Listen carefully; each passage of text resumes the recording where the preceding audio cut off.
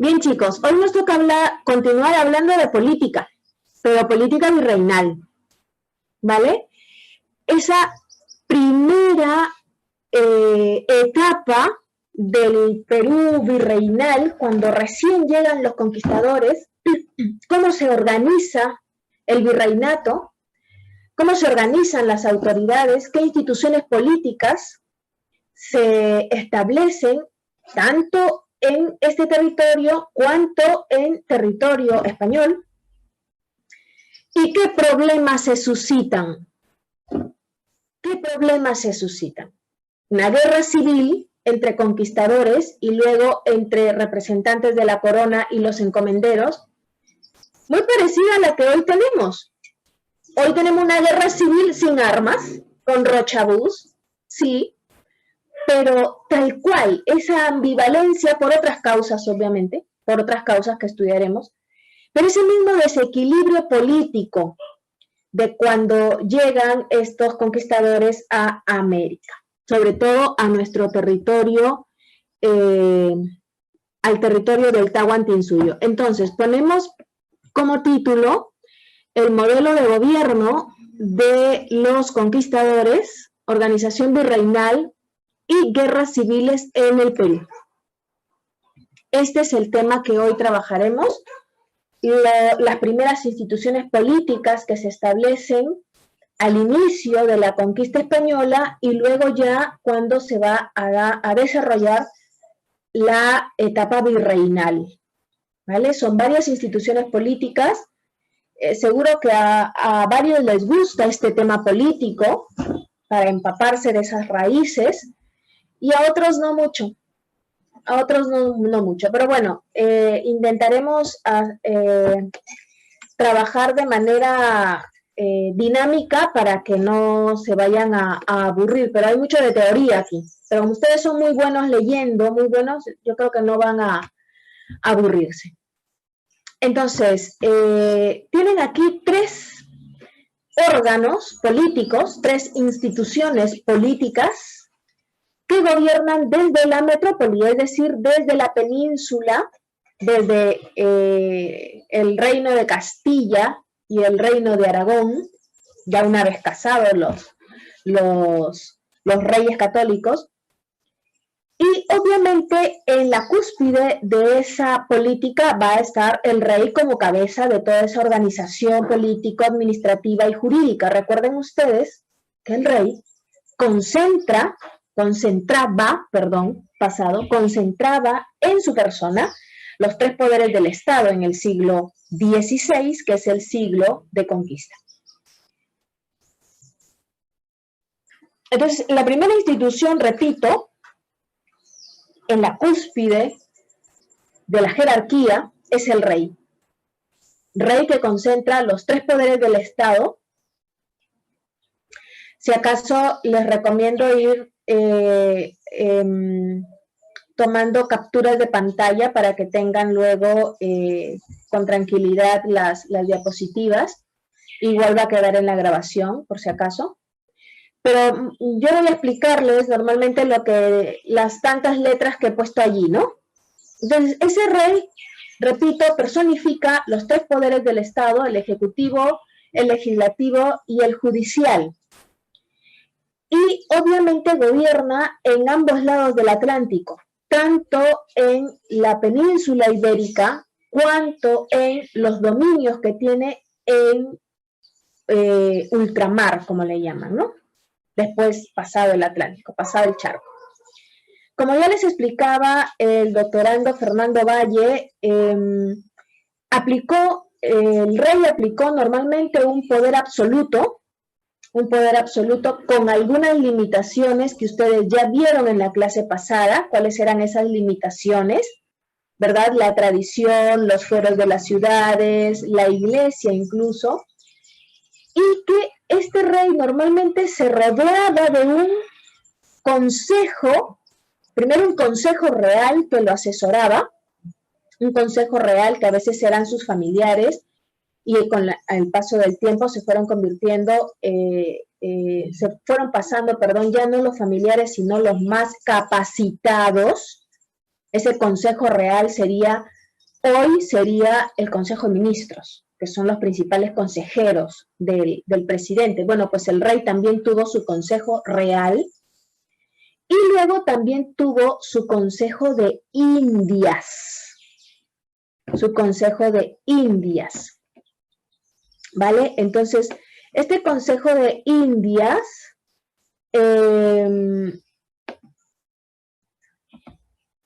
tenía su sede en Madrid, en España, en la metrópoli, y gobernaba, sí, en Madrid. Luego vamos a ver una fotografía del actual, y aconsejaba sobre todos los temas que tenían que ver con las colonias americanas. ¿Cómo gobernar las colonias americanas? Bueno, pues los consejos se daban desde esta institución, que su mismo nombre nos lo indica. Es facilito de acordarse qué hacía este Consejo de Indias. Pues mira, administraba toda la política, aconsejaba todo lo referente a lo que se vivía en las Indias. Así que vamos a esta segunda institución, el famosísimo Consejo de Indias. Tienen ahí la fecha de creación, 1524, regula las actividades políticas, administrativas y jurídicas, o sea, las mismas atribuciones que tiene el rey, pero las tiene el Consejo de Indias, pero para el caso americano. ¿Vale? Funciones, las mismas del rey, ejecutiva, legislativa y judicial. O sea, es como el rey en institución para las Américas, para Hispanoamérica. Asesora al rey en todo lo que tiene que ver respecto a sus dominios americanos, ¿vale? ¿Cuáles son las atribuciones puntuales? Y esto sí vamos a anotarlo uno a uno. Número 1, elaboraba leyes. Número 2, proponía y controlaba a las autoridades españolas en América. Aquí me detengo un ratito. Proponía y controlaba a las autoridades españolas en América. Normalmente las propuestas de las autoridades que llegaban al Consejo de Indias llegaban con un plus económico. Es decir, yo quería ser, yo varón, no habían autoridades femeninas, yo varón quería ser, vamos a suponer, alcalde mayor o gobernador de tal lugar, gobernador de Trujillo, vamos a suponer. Entonces, me postulaba con mi CV, con mi currículum, vamos a llamarle, con mi experiencia en gobernación, pero además daba dinero. Entonces, me postulaba con un plus, por ejemplo, pues de 1,000 pesos, 2,000 pesos, 20,000 pesos. Y entonces el Consejo de Indias estudiaba esa hoja de vida o esas hojas de vida que se presentaban los candidatos, y elegía, obviamente, no solo al que tenía muy buena hoja de vida, sino también al que había apostado ese dinero, ¿no? Apostado, entre comillas, ese dinero. Aquí, obviamente, se postulan familiares de los miembros del Consejo de Indias, que son normalmente pues los que obtienen esos cargos públicos, ¿no? Ahí ya todo, hoy lo llamaríamos corrupción y nepotismo. Sí, se vivió un poco eso, en efecto. ¿Vale? Número 3, establecía impuestos.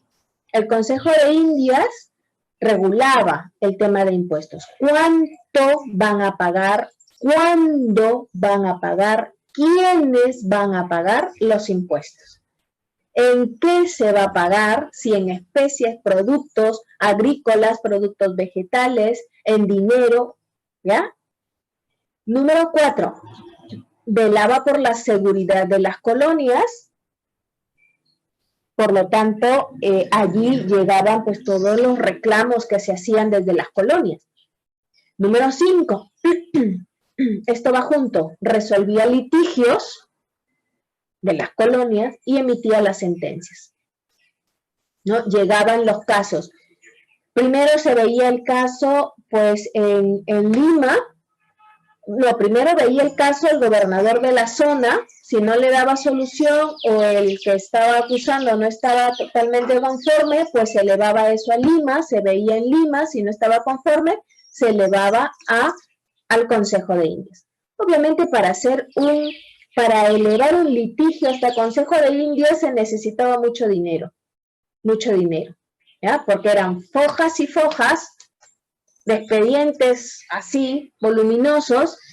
El escribano, por hacer su tarea en cada hoja, cobraba por cada hoja, cobraba tantos pesos por cada hoja y entonces pues había que tener tantos pesos para pagarle al escribano, para pagarle al abogado que hiciera una buena defensa o lo que fuere y luego para enviar todo ese expediente, ¿no?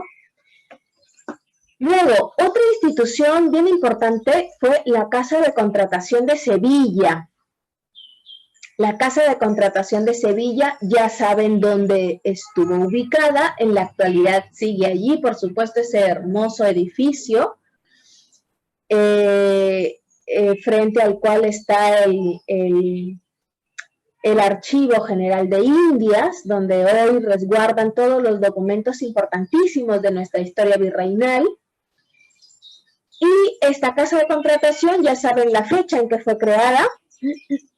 Los Reyes Católicos la fundan en 1503. Todos saben bien, Reyes Católicos, Isabel de Castilla y Fernando de Aragón. La crean en el año 1503. Y la Casa de Contratación, fíjense ustedes el término, ya nos dice cuál era su función más importante, la más importante, regular todo el tema comercial, los contratos comerciales entre España y los territorios americanos. Por supuesto, habían pleitos entre los comerciantes, ¿no? Que si yo pagué por tanto y no me trajeron tal mercadería y luego se perdió esta mercadería, etcétera, etcétera. Entonces, esta Casa de Contratación también fue una especie de tribunal de justicia que resolvía esos pleitos entre marinos y comerciantes. Y aquí tienen ustedes en Madrid la que fue sede del Consejo de Indias. En Madrid, cuando vayan de visita por allá, que haya pasado esta pandemia y que se den unas vacaciones, vayan por allí, por la sede del Consejo de Indias, el Palacio de Uceda. Y esta belleza que ven en la mano derecha, pues es la Casa de Contratación de Sevilla. Al lado de acá, en este lado, está el Archivo General de Indias, en donde se almacenan los documentos que le digo, y por el lado de acá está la preciosísima Catedral de Sevilla. Ahora tenemos aquí cuáles son esos órganos o instituciones que se establecen aquí, en este territorio peruano. Normalmente en cualquier territorio hispanoamericano, en cualquier colonia hispanoamericana habían estos órganos coloniales. En primer lugar, el virrey, que es el alter ego del rey, el otro yo, el alter ego del rey, y que tiene, digamos, dos campos en los que se desempeña. El primero es la administración pública, y el segundo tiene que ver con la fe, con la religión católica, la propagación de la fe. La propagación de la fe. Luego tenemos una siguiente institución, la Real Audiencia. Este es el antecesor del Tribunal de Justicia, donde muchos de ustedes van a trabajar, ¿no? En los tribunales de justicia. Bueno, pues, su antecesor, Real Audiencia, y la subrayo para darle realce, ¿vale? Obviamente su nombre nos lo indica, audiencia viene de oír, los que oían los problemas, los litigios, ¿ya? Por lo tanto, su principal, digamos, su principal esencia es administrar justicia. Para eso estaba la Real Audiencia. Tenía un presidente de la Real Audiencia, llamado también oidor mayor, y luego estaban los demás oidores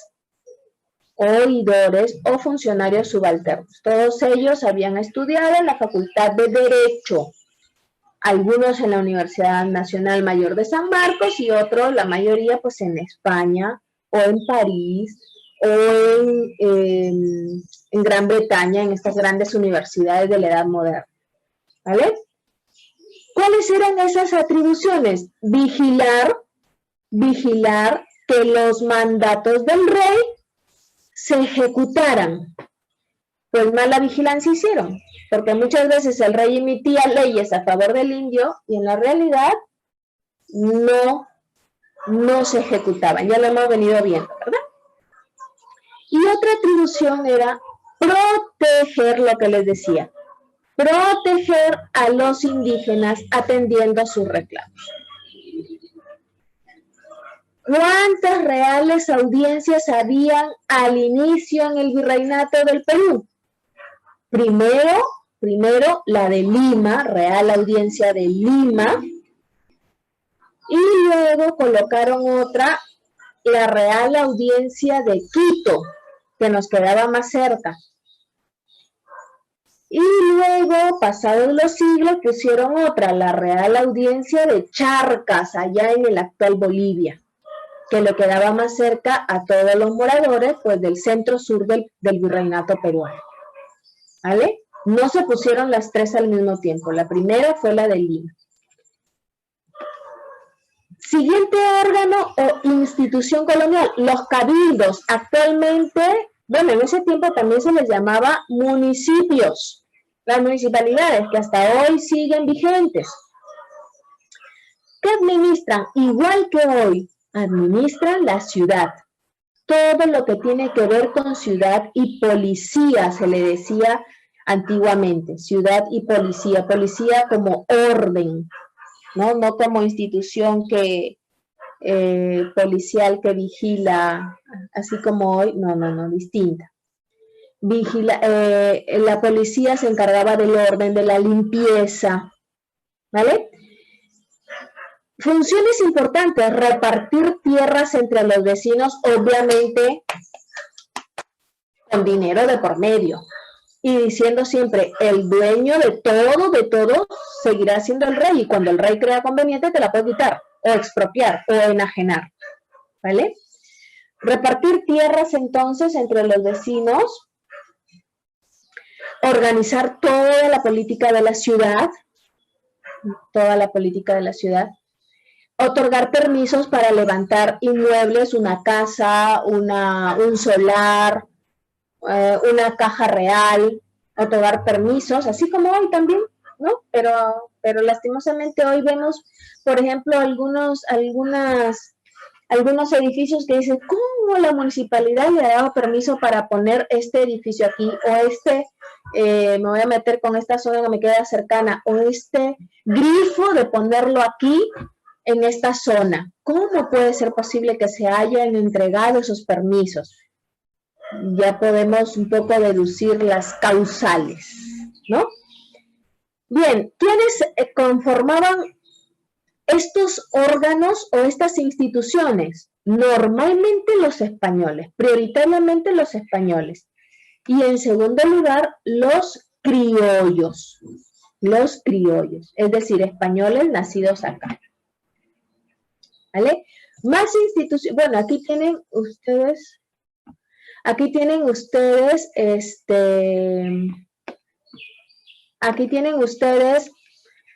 un virrey, don Antonio de Mendoza, el segundo virrey del Perú. Ya de aquí les voy a mencionar el primer virrey del Perú, que seguro todos se lo saben de memoria, pero este es don Antonio de Mendoza en una fuente primaria. Estos son dibujos de Guamán Poma de Ayala.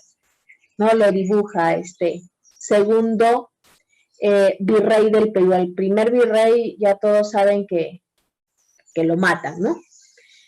Entonces, don Antonio de Mendoza, de la Encomienda, etc. Y aquí un virrey muy importante en los primeros años de virreinato, el famoso Francisco de Toledo. Francisco de Toledo. ¿Vale? Buen gobierno, don Francisco de Toledo. ¿Ya? Mayordomo, etcétera, etcétera. Visorrey le llamaban. Cuarto, quinto virrey del Perú. Más instituciones y órganos. Los corregimientos, vamos a ponerle ahora un color, estos. Uy, no. Para atrás. Lo rayé feo. Los corregimientos, que son unas, yo les he hablado en algunas clases de las encomiendas, ¿verdad? Unas jurisdicciones territoriales, ¿no? Unas jurisdicciones territoriales que tenían como autoridad a un español que recibía el título de encomendero, como otra autoridad religiosa al cura, doctrinero, y como otra autoridad, digamos, eje o bisagra entre el encomendero y los indios, que era el curaca. Una encomienda tenía, digamos, tres autoridades que no estaban en el mismo nivel. La máxima autoridad era el encomendero. Encomendero, cura, doctrinero y curaca. Y dentro de esa circunscripción territorial, todos los indios que allí vivieran. Todos trabajaban para el encomendero, y el encomendero debía velar por la evangelización de ese grupo y por la civilización o culturización de ese grupo. Esa culturización se entendió como: voy a enseñarles a arar la tierra con nuevas técnicas agrícolas e hidráulicas, porque los indios sabían perfectamente y tenían una tecnología de punta, como por ejemplo en los Andes, los andenes, ¿vale? Pero les enseñaron el arado con animales, nuevas herramientas de cultivo, etcétera, etcétera. Bueno, como las encomiendas generaron mucha explotación para los indios y los indios se quejaron, se intentó reemplazar las encomiendas, esto es en el siglo XVII, por los famosos corregimientos. El corregimiento, mientras que las encomiendas eran más de 100 encomiendas, se estableció en su reemplazo más o menos 52 corregimientos. O sea, hay una suerte allí de centralización, centralizar más el poder. Los corregimientos tenían lo mismo, una autoridad superior que era el corregidor, un cura doctrinero para el tema religioso, y un curaca como bisagra entre el corregidor y los indios. ¿Vale? Los corregimientos se relacionaban con las audiencias porque muchas veces el encargado de hacer justicia dentro del corregimiento era obviamente el corregidor. Lo curioso es que varias veces el corregidor era el explotador. Entonces era parte y parte. El que explotaba y el que sentenciaba o ajusticiaba. A él mismo no se iba a justiciar. Por lo tanto, obviamente, pues aquí la justicia en muchos casos no funcionaba bien. ¿Vale? ¿Qué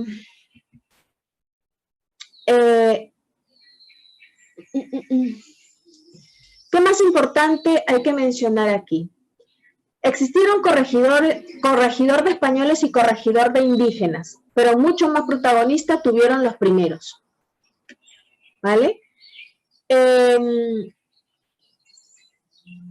corregidor de indígena debía velar por el bienestar de estos. ¿Cuál fue el problema? Velar por los indios. ¿Cuál fue el problema? Pues que los corregidores de indios siendo indígenas, normalmente algunos ancianos indígenas, en algunos casos velaron más por su beneficio personal, sus intereses personales, que por el interés de la mayoría. ¿Vale? Por tanto, se les atribuye a estos corregidores de indios una explotación de su propio grupo. Explotadores indios, explotadores de indios. ¿Qué prevalecía aquí? Lastimosamente, el interés privado, el interés particular. Otra institución fueron en el siglo XVIII. Ojo, por favor, aquí me lo ponen bien grande. Las intendencias que reemplazaron a los corregimientos. Porque los corregimientos nuevamente cayeron en explotación, entonces había que nuevamente corregir. Y en su lugar colocaron, en lugar de los corregimientos, lo reemplazaron las intendencias en el siglo XVIII, con esa nueva orientación política de reforma ilustrada. Los ilustrados racionales dijeron, a ver, aquí las cuestiones políticas están fallando, vamos a analizar a profundidad cómo podemos mejorar. Y una vez que analizaron, dijeron, mira, la solución o la reforma es establecer intendencias. Si los corregimientos fueron, les dije, 52 corregimientos, las intendencias fueron primero 7 y luego 8 intendencias. Es decir, nuevamente vemos un proceso de centralización del poder político. ¿Ya? Centralización del poder político. 8 intendencias finalmente quedaron y las tienen aquí. Lima, Trujillo, Tarma, Huancavelica, Huamanga, Cusco, Puno y Arequipa. Estas se establecen en 1784. Nosotros, cada una de estas 8 intendencias a su vez se dividían en partidos. Partidos. ¿Vale? Nosotros, Piura, el partido de Piura, éramos parte de la intendencia de Trujillo. ¿Ya? Entonces, tienen allí las 8 intendencias. Y luego una institución por ustedes conocida es el curaca o cacique, que ya lo hemos mencionado en reiteradas veces. Bueno, pues este fue un indígena, normalmente de autoridad, ¿no? De autoridad, que había desempeñado una autoridad en tiempo del incanato y cuyos descendientes continuaban teniendo, digamos, esa autoridad innata, familiar. Se encargaba de ser el portavoz de la comunidad indígena, portador, mediador, puente, ya les he dicho varios adjetivos, entre los indios y los españoles y las autoridades españolas. Repito el tema que eran los nobles indígenas, no era cualquier indio que decía, ya yo quiero ser curaca, venga. No, pertenecían a la nobleza indígena y de alguna manera contribuyeron al establecimiento de esa estructura política española aquí en esta zona. Sus hijos, como ya les dije en otra clase, iban a colegios de hijos de caciques, ¿vale? Y entre sus funciones tenían cobrar el tributo. Esto es importantísimo. O sea, ustedes no imaginen que un español iba de casa en casa. Señor, le toca pagar el tributo porque estamos 24 de junio. No, era el cacique o el curaca el que se encargaba de recolectar todo el tributo y llevarlo a quien correspondiera. Y también administraba el trabajo colectivo denominado mita. El curaca no pagaba tributo. Ese era un beneficio, un privilegio que tenía. recibió educación, normalmente sus hijos iban y recibían educación, podían ser comerciantes y podían tener propiedades, ¿vale? Podían ser comerciantes y podían poseer propiedades. Hubo curacas ricos. Aquí en esta zona muy cercana, Colán, todos conocen la playa Colán. Bueno, pues Colán, el pueblo Colán, había, entre otros, el curaca Luis de Colán, que tenía, vamos, cantidades de terrenos, varias casas, joyas de oro y plata, ganado vacuno, ganado caprino, ganado ovino, ganado caballar, muchas prendas o ropa, muchos bienes, muebles e inmuebles, ¿vale? Entonces, fueron una institución importante. Y aquí tenemos que en el siglo XVIII, en este contexto de la formación de intendencias, también se dieron otras reformas, las famosas reformas borbónicas, por las que se establecen nuevos virreinatos. Este virreinato de Nueva Granada se establece justamente en el 18 como una de las reformas administrativas, y este otro virreinato de Río de la Plata también se establece como una reforma administrativa. O sea, es todo un conjunto de reformas borbónicas las que se establecen en el 18 en el Perú.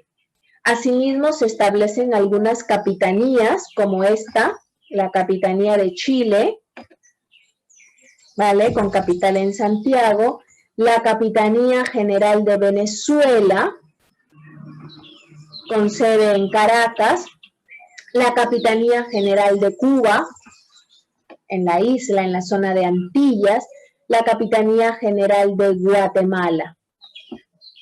Entonces, hay todo un conjunto de reformas político-administrativas importantes en el 18, llamadas reformas borbónicas, que seguro ustedes en el colegio han estudiado y que ahora repasamos, ¿no? Por estas reformas borbónicas, en el tema político, se establecen dos nuevos virreinatos, el de Nueva Granada, en la actual Colombia, y el de Río de la Plata, en la actual Argentina. Y también se establecen capitanías. Los virreinatos obviamente estaban dirigidos por virreyes y las capitanías por capitanes, por lógica, ¿no? La Capitanía de Venezuela, la de Chile, la de Guatemala y la de Cuba. Aquí ustedes tienen la fecha en que se crean estos virreinatos dentro del contexto de reformas borbónicas. Y aquí tienen ustedes la ubicación, un mapa con la ubicación de las intendencias del Perú a partir de 1784.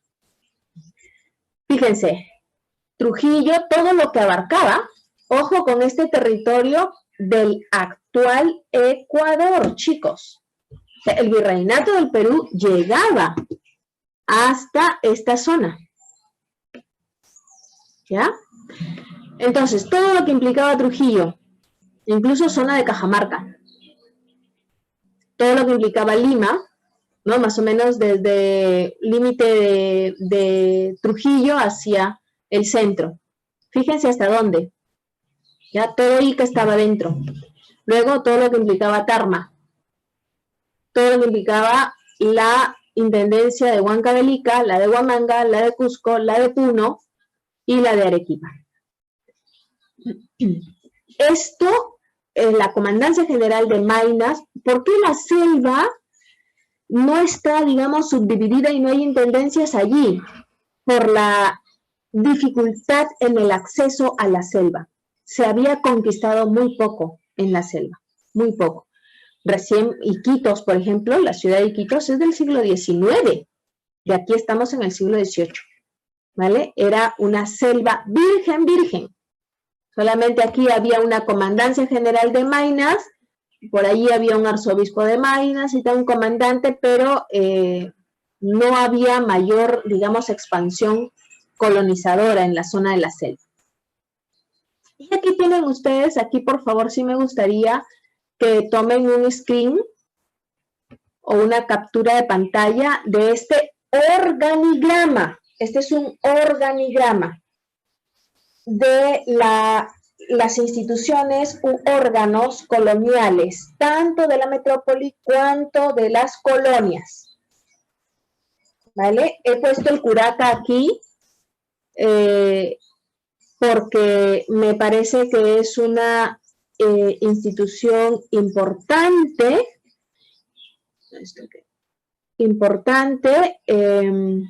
pero que para que se entienda mejor este organigrama, esta autoridad debe estar por debajo de, ¿ya? Por debajo del intendente. ¿Ya? ¿Tomaron la captura de pantalla? Bien, entonces, ya tenemos en la primera hora, hemos logrado decir cuáles son esas instituciones políticas que gobernaban el país, el virreinato, perdón. En la segunda hora, ahorita vamos a entrar a descanso, en la segunda hora vamos a trabajar este tema que nos pide el sílabo, que estamos siguiendo al pie de la letra, y que es, ya hemos visto la organización virreinal. Entonces, ahora nos toca ver las guerras civiles del Perú. Y para ver este tema de guerras civiles tenemos que ver capitulaciones, etcétera, que es lo demás que pide el sílabo. ¿Vale? Descansamos entonces, chicos. A ver, déjenme ver bien. 15 minutos, estamos puntualísimos. Y volvemos a las 12 de la mañana, del día.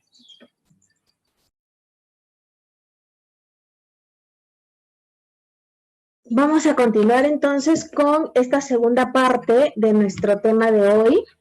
Y vamos a entrar ya a esta parte de capitulaciones, a esta parte de guerras civiles y ver cómo se suscitaron las cosas, ¿no? ¿Por qué se dieron esos enfrentamientos? Entonces, aquí lo primero que tenemos en pantalla es esto. En 1529, la esposa de Carlos V, Isabel de Portugal, le concede a Francisco Pizarro el permiso para que él conquiste este territorio que había descubierto, no que había descubierto todavía, sino este territorio que lo conquiste en nombre, obviamente, de la corona de Castilla, ¿no? De Nueva Castilla. Le da una condición clave y esa es evangelizar a quienes vivieran acá. Esta condición no es nueva. No es nueva. Ya hemos visto que los reyes de Castilla y en especial Isabel de Castilla, ¿no? La abuela de Carlos V, Isabel de Castilla, también pone como uno de los primeros objetivos venir a América a evangelizar a los indios. Entonces, varios años después, esta Isabel, consorte de Carlos, insiste en el tema, ¿no? Francisco Pizarro, vas a iniciar unos viajes hacia la Mar del Sur y tu primer objetivo cuando descubras estas tierras americanas a las que vas a llamar Nueva Castilla será evangelizar a los indios. ¿Vale? Ese como primer objetivo clave. En esta misma capitulación, que es, digamos, el documento que firman en 1529, se le otorga a Francisco Pizarro varios títulos que tienen ustedes aquí en pantalla. Adelantado, perdón un ratito. Adelantado, gobernador y alguacil mayor. ¿Vale? Además, en esta capitulación de Toledo se otorgaban unas cantidades de dinero, no solamente para Francisco Pizarro, sino también para los otros socios, los otros dos socios de la conquista, Diego de Almagro y Hernando de Luque. ¿Vale? Una de las primeras acciones que toma la corona Carlos V, es dividir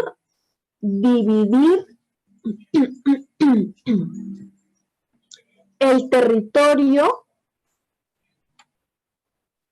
en dos líneas paralelas para establecer Nueva Castilla y Nueva Toledo. Esto que tienen ustedes aquí es lo que se establece en esta capitulación de Toledo. ¿Ya? Entonces dicen, miren, hay todo un nuevo continente, según los conquistadores, con esos primeros viajes en 1528 hacia la Mar del Sur. Recuerden ustedes que aquí en esta zona de Panamá vivía Francisco Pizarro. Y una vez que hace aquí, en esta zona, ¿vale? Una vez que hace las indagaciones necesarias y hace, digamos, los negociados para reunir el dinero, lo que quiere es ir hacia el sur. A esto le llamaban la Mar del Sur. Entonces hace un primer viaje en 1528 y allí escucha noticias de todo de la Tierra del Oro, ¿no? La Tierra del Oro. La tierra que nunca encontraron. Entonces, terminado, digamos, ese primer viaje, va a España y allí es cuando firma esa capitulación con la que ya dije, ¿no? Con Isabel. Pero Isabel le da esto que yo les dije y como no tiene noción exacta del territorio que vaya a descubrir, lo que dice es, mira, ese territorio lo vas a dividir en líneas paralelas formando la Nueva Castilla y formando la Nueva Toledo. Para Pizarro será la Nueva Castilla y para Diego de Almagro será la Nueva Toledo. Esto que ustedes ven aquí. ¿Ya? Todo esto imaginariamente sería para Pizarro y todo esto sería para Diego de Almagro. ¿Vale? ¿Cuál fue el problema? Que ellos solamente habían llegado a esta zona, a las costas del Pacífico Sur, ¿vale? Cuando ya continúan en ese segundo viaje y fundan en 1532 la ciudad de Tangarará, San Miguel de Tangarará, y luego van a Cajamarca, y luego por Jauja, y luego llegan a Lima, y luego al Cusco, etcétera, etcétera. Y una vez que pasa todo eso, la gran disputa en estas dos gobernaciones, cada uno con su líder, es, como ustedes ya saben, el Cusco. Porque Pizarro, que era el gobernador de Nueva Castilla, decía que el Cusco estaba en este territorio, y Almagro, a quien le habían dado Nueva Toledo, decía que el Cusco estaba en Nueva Toledo. Y allí está la causa principal, pero no la única, la causa principal, ¿por qué? Por la que Pizarro y Almagro rompen amistad, rompen cualquier tipo de acuerdo y empiezan una guerra entre los dos, Francisco Pizarro y Diego de Almagro. Todos los que se unen a Pizarro serán los pizarristas y los de Almagro, obviamente, los almagristas. ¿Por qué digo que no es la única causa el Cusco, que era la ciudad dorada, la ciudad del núcleo del Imperio Incaico, donde se supone que iban a encontrar mucho oro y mucha plata? Porque ya aquí en esta capitulación hay diferencias para Pizarro y para Almagro. Mientras que a uno le dan todos estos títulos, al otro solo le dan, creo, un solo título de gobernador. Mientras que a este les dan tantos miles de pesos, a Pizarro, a Diego le dan menos pesos y a Hernando menos todavía, y así sucesivamente. Entonces, todas estas diferenciaciones en la capitulación de Toledo es lo que va a generar el enfrentamiento entre pizarristas y almagristas. ¿Vale? ¿Hasta aquí hay alguna pregunta? ¿No? Vamos clarito, ¿no? Vamos clarito, ya. Entonces, ven, a Diego de Almagro le dan el título de adelantado y de conquistador español. y ya está. Y unos cuantos pesos. Me parece que fue 1.000 pesos, una cosa así, ¿no? Mientras que el otro le habían dado 4.000 o lo que sea de peso. Entonces, ¿qué es lo que hace Diego de Almagro? Bueno, ya, me dieron Nueva Toledo. Muchas gracias. Perdonen un minuto, por favor.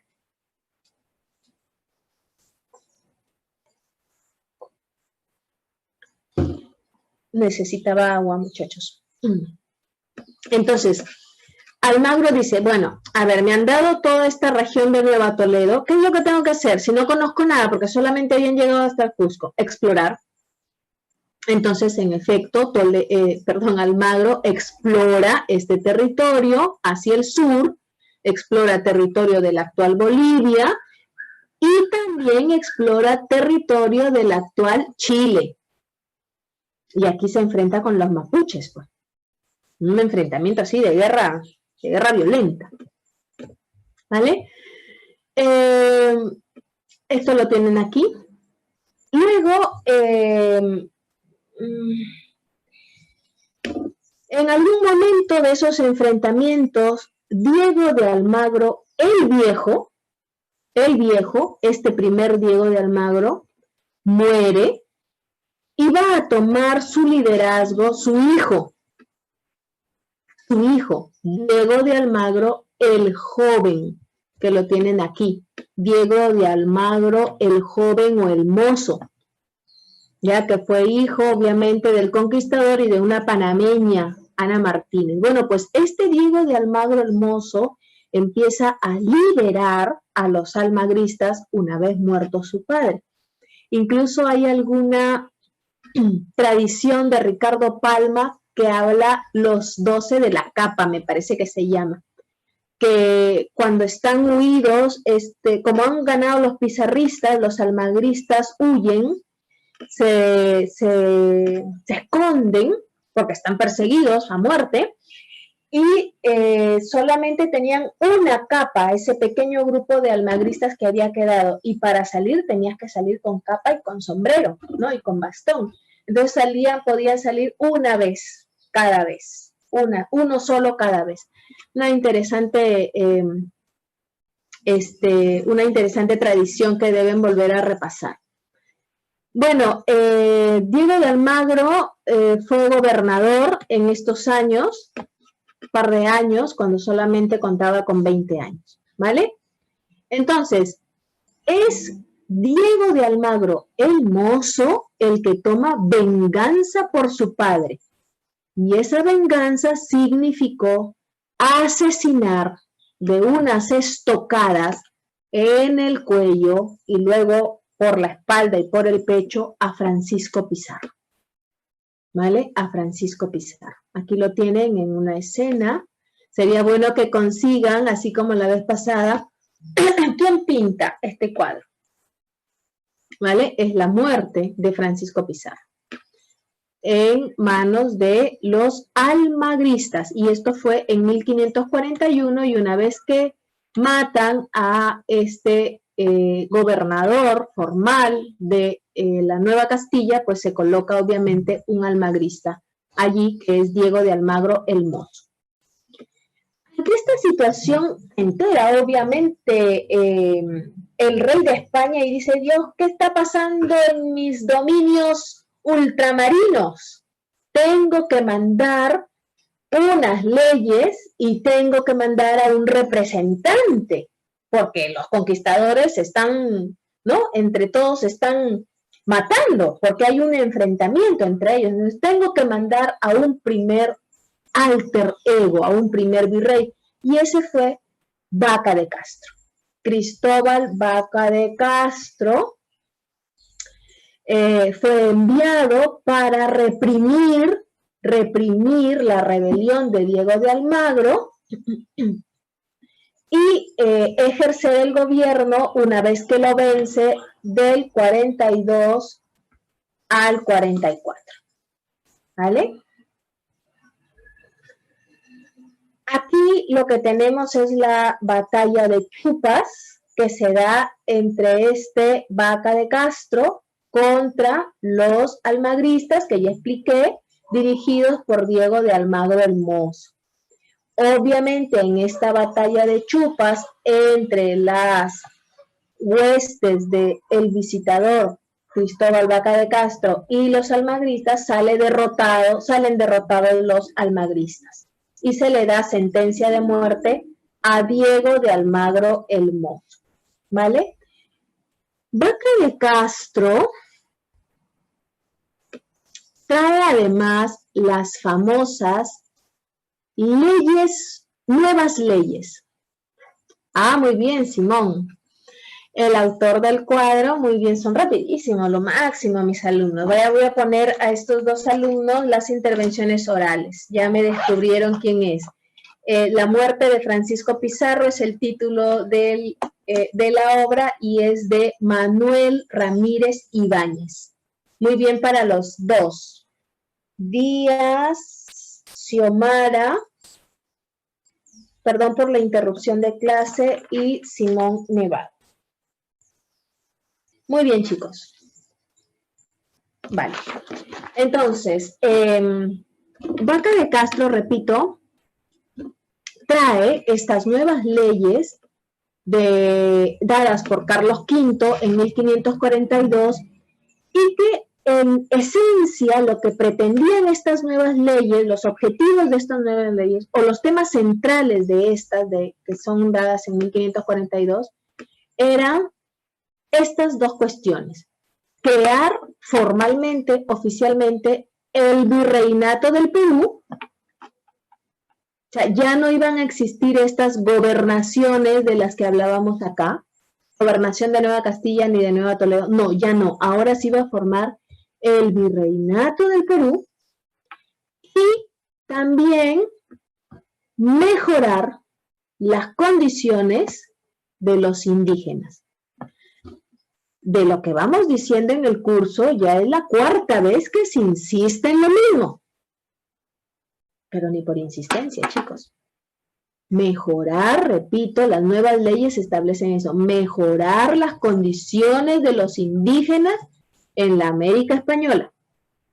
Sobre todo, mejorar el trato en la encomienda, porque allí es donde se daba la explotación, ¿vale? Y le empiezan a dar una serie de derechos a los indígenas, ¿no? Derechos que ya hemos ido analizando con algunas leyes de la recopilación de leyes de India que hemos visto. Una corrección. Vaca de Castro no trajo el título de virrey, por favor, corrijan. Lapsus paltus, brutus de la profesora. Fue visitador. El primer virrey fue Blasco Núñez Vela. Blasco Núñez Vela. ¿Vale? Este fue el primer virrey del Perú. Como ya se han establecido las leyes nuevas, entonces ya podía llegar el primer virrey del Perú, que además entró por aquí. La puerta del virreinato era Piura. Era Piura, ¿no? Entonces entra por esta zona norte, por el puerto de Paita, y lo que tiene que hacer es venir a combatir.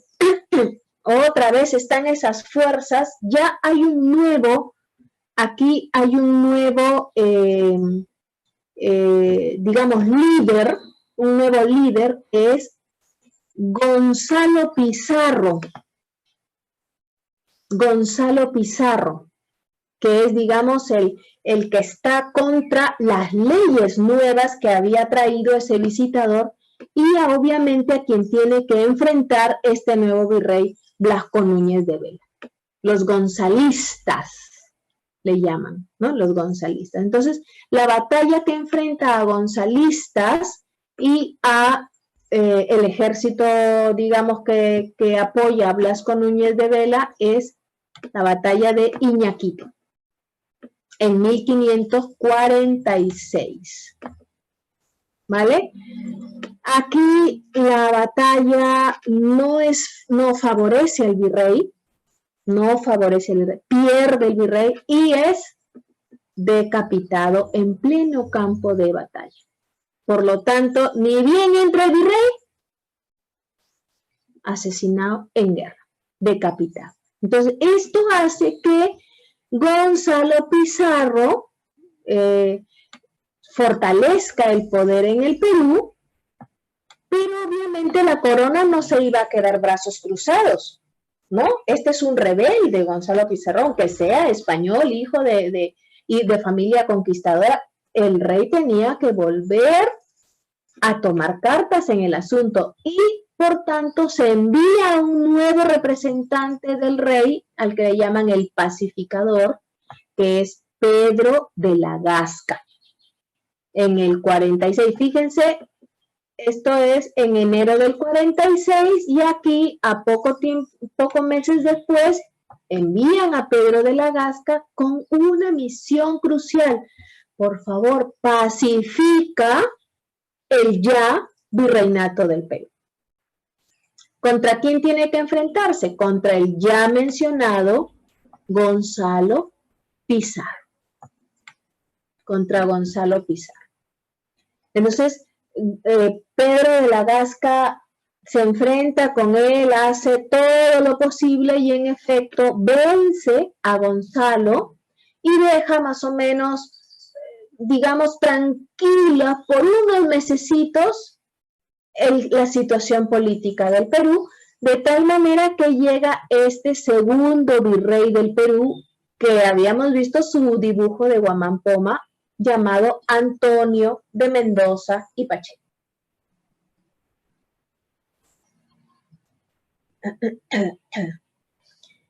Misión de Antonio, lo que dice aquí, que se pongan en vigencia esas leyes que había traído el primer virrey y que por embarcarse en guerra no las había podido efectuar, ¿no? Y además traía un tema bien importante sobre las encomiendas. Explico.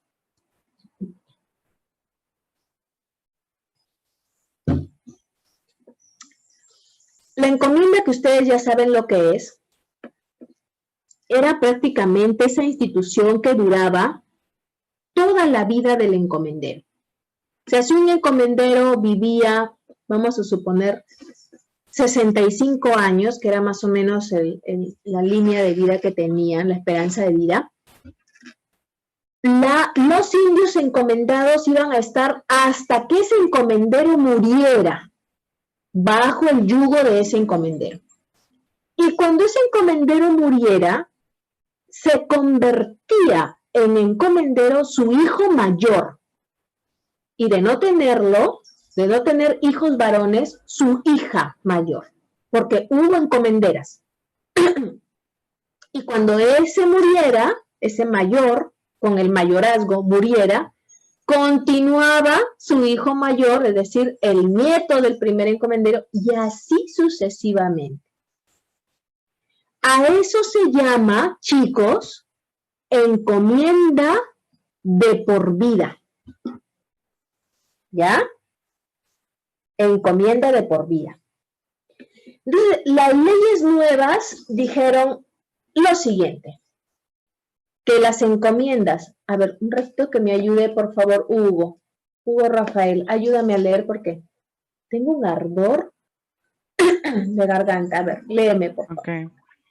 Lo que está entre comillas, que las encomiendas dadas a los primeros conquistadores cesaran totalmente a la muerte de ellos y los indios fueran puestos bajo la real corona, sin que nadie pudiera heredar su tenencia y dominio. Gracias, Hugo. Si ustedes tuvieran una encomienda que van a heredar de sus papás, ¿cómo se quedan ustedes y sus papás? ¿Contentos con esta ley? ¿Sí o no? No, ¿verdad? Nadie se queda contento. Estoy segura que digo, levante la mano el que se queda contento y no me levanta la mano nadie, ¿verdad? Pero no solo no se quedan contentos, sino que con esa efervescencia natural del varón, ¿qué hacen los varones? Todo lo solucionan con puñetazo limpio, con guerra, con enfrentamiento. No, es que tú cabezazo. Entonces, ¿qué hacen los encomenderos? Se levantan, se rebelan, encabezados por Francisco Hernández de Girón. Este fue el líder de los encomenderos.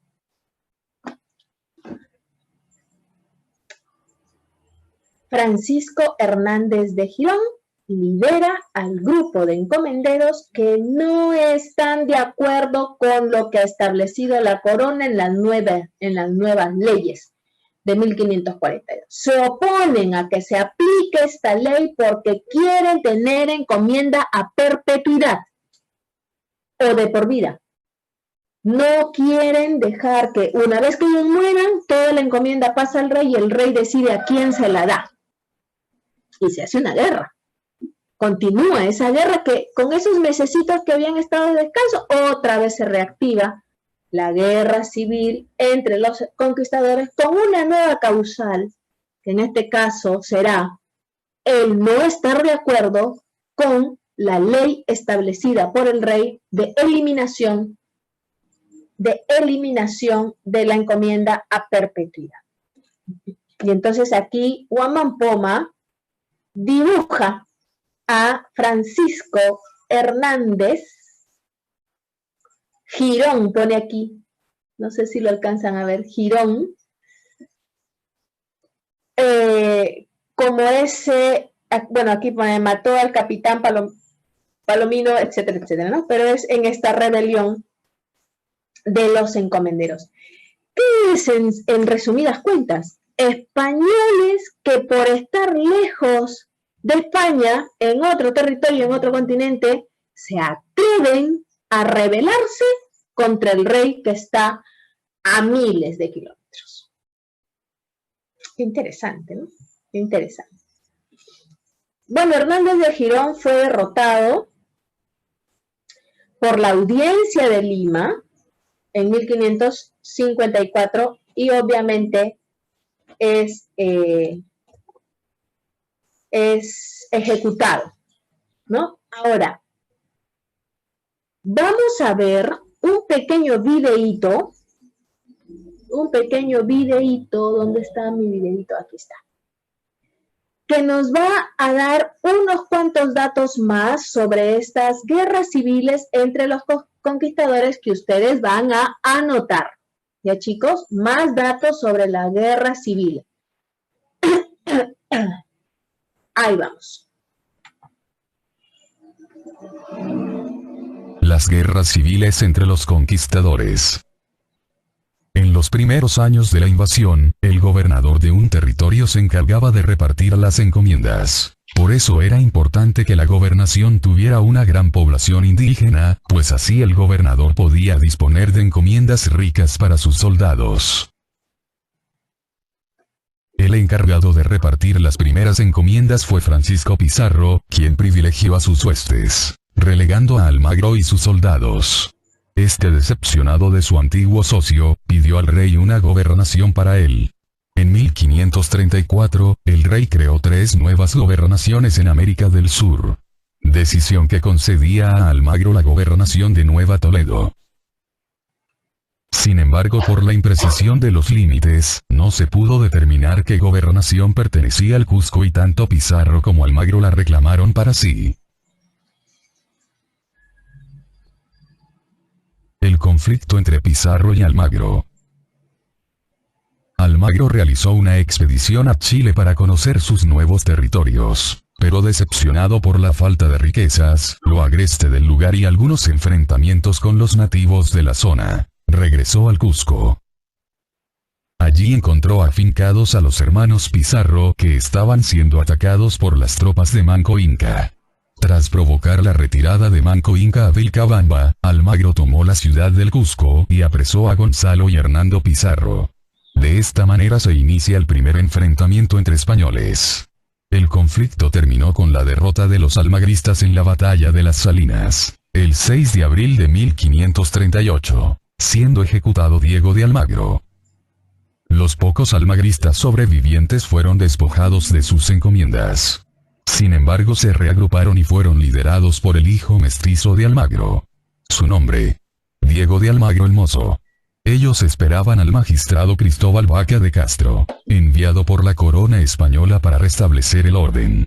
Pero ante la sospecha de que Pizarro sería favorecido y que sus reservas se agotaban, los almagristas deciden hacer justicia con sus propias manos, asesinando a Pizarro en junio de 1541. Almagro se autonombró gobernador, en desacato a la corona española. Vaca de Castro, quien consiguió el apoyo de los pizarristas, lo derrotó en la batalla de Chupas el 16 de septiembre de 1542.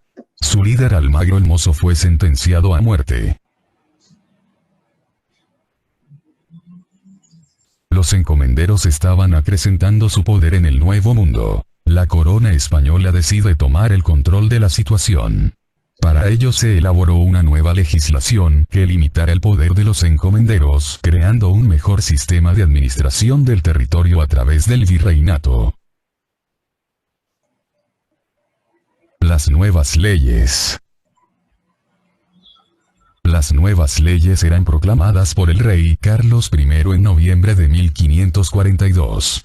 Estas disponían la instalación de una audiencia en Lima como máximo organismo judicial del recién creado Virreinato del Perú. Estaría presidida por un virrey con poderes administrativos y judiciales.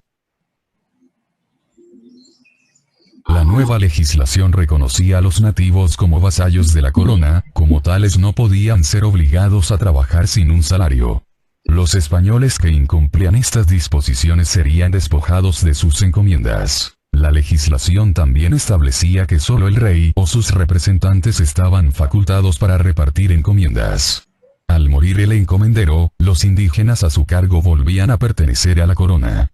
Además, aquellos encomenderos que participaban en revueltas contra la corona española serían despojados de sus encomiendas. La guerra de los encomenderos.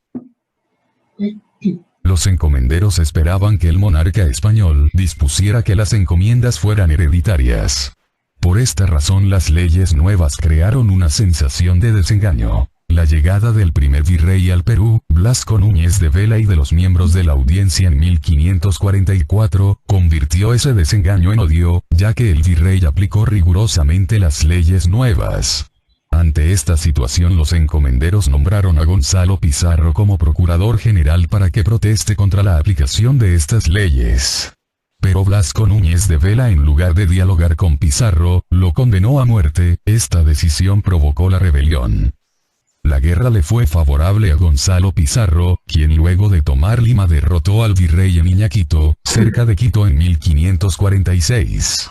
Blasco Núñez de Vela fue capturado y ejecutado.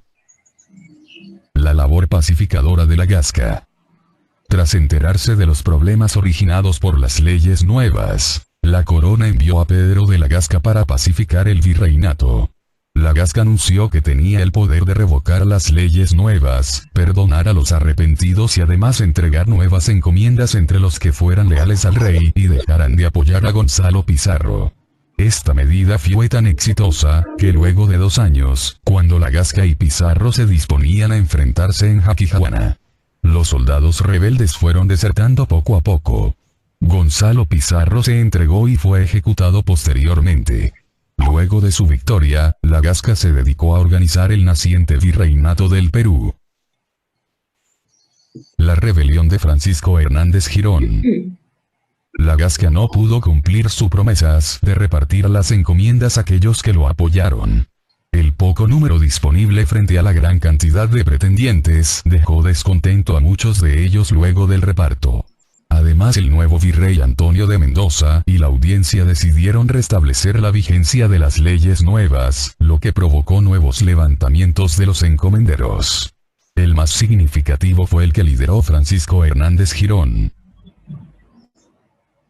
Luego de la temprana muerte del virrey Antonio de Mendoza, Hernández Girón proclamó su levantamiento y prometió mejorar la situación de los colonos desfavorecidos y liberar a los esclavos africanos que integrasen su ejército. Con el apoyo de otros encomenderos, atravesó los Andes y se acuarteló en Pachacamac los primeros meses del año de 1554. Luego retrocedió hacia Ica y subió a los Andes, donde venció a un ejército realista que venía del altiplano. Sin embargo, poco después fue alcanzado por el ejército de la audiencia en Pucará, donde fue derrotado. Posteriormente, Girón fue capturado y ejecutado. garantizando la estabilidad de la naciente sociedad colonial. Bien.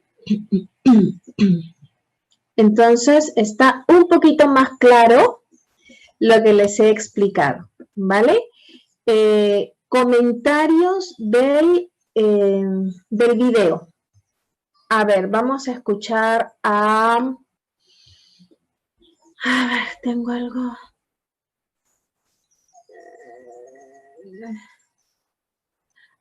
Macarena.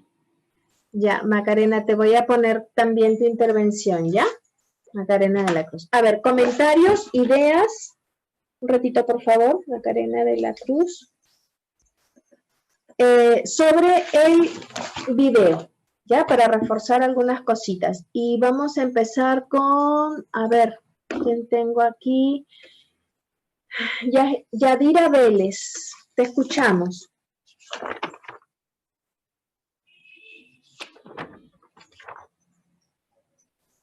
Yadira, presente. Señorita Yadira. Segunda vez, no responde. Señorita Yadira, tercera vez, no responde. Vale. Ahora vamos a continuar con Kevin Córdoba, te escucho.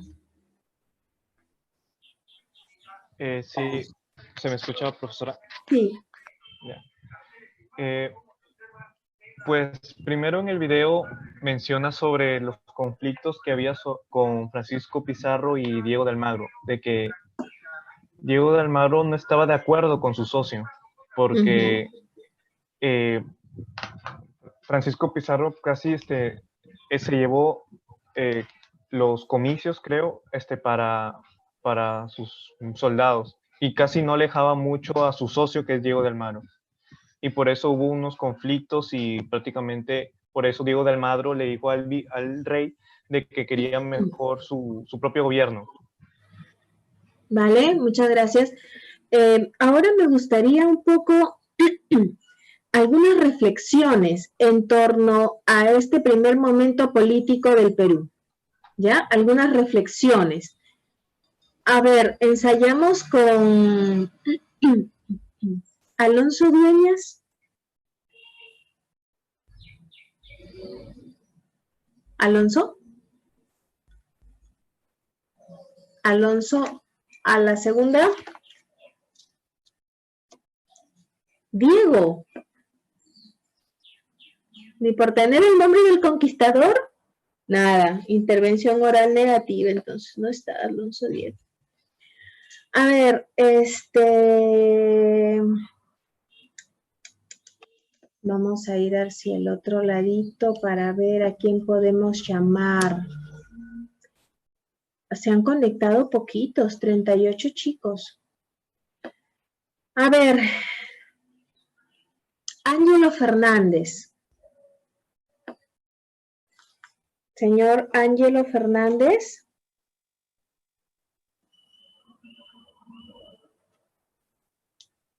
Ángelo.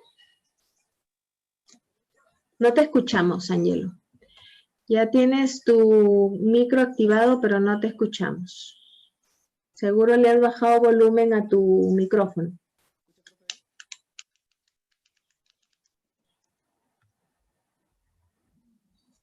Profe, ¿se escucha? Ahora sí. No se está viendo el micrófono de ayer.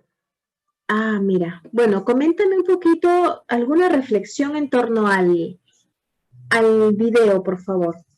Cualquier parte puedo elegir, ¿no? Exactamente. Ya. Reflexión, a ver. Sobre la decisión, por ejemplo, también usted lo mismo que había explicado de que había el mandato de cuando los encomenderos murieran, las posiciones de estos se pasaban todos al rey, entonces provocó la guerra, y eso fue una acción mala de poder, lo cual provocó una rebelión. Creo que sí me escuché mal. Exactamente. Muy bien, esto último que acabas de decirnos se presta para hacer una reflexión interesante sobre el modo de actuar. ¿Interesa aquí el interés particular de los encomenderos o el interés general de esa sociedad peruana que se estaba formando? Parece que prima lo primero porque empujan a todos los que pudieron a la guerra, a la muerte, ¿no? Interesante esto. Bien, tengo muy poquito tiempo, chicos, solo les quiero compartir esto otro que tengo en pantalla. A ver, un minutito, por favor. Salimos de aquí. Ay, no. Espera. Voy a cerrar esto. Tengo otra cuestión en pantalla. Es para sellar a modo de retroalimentación. ¿Ya, chicos? A modo de retroalimentación, para sellar bien las ideas que yo les he dicho sobre guerras civiles, capitulación, etcétera, y las ideas que han escuchado ustedes en el video, les va a servir esta pequeña página de Educarred, así lo buscan, Educarred. Ahorita les voy a colgar el link en el chat para que lo puedan leer con calma cuando se preparen para la práctica de este 20 de noviembre. ¿Ya? Tienen una práctica. Entonces, fíjense ustedes aquí. Educarred es la página que administra esta información. Está en la zona de guerras civiles entre conquistadores y entre encomenderos y tiene un poco más ampliado lo que les he explicado y lo que han visto ustedes en el video. Tienen la teoría, ¿ya? Toda la teoría más detallada para que tengan todo este tema tan importante bien explicadito, ¿ya?